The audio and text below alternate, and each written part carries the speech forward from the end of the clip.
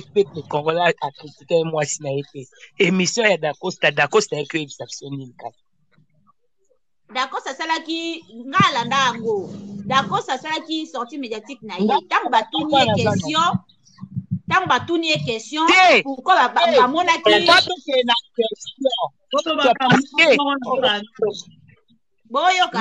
asala qui sorti médiatique pour na wisu ko bala va remercier bato après question nende yakaki après question ne yaki batuni pourquoi ba monaki sila na fetité parce que bato babana ko sa émission abi apesaki sila explication te parce que yena sila basololaka te basala ba message basololaka te siko ba détail sikoyo bokende kaka kuna bokende kaka na émission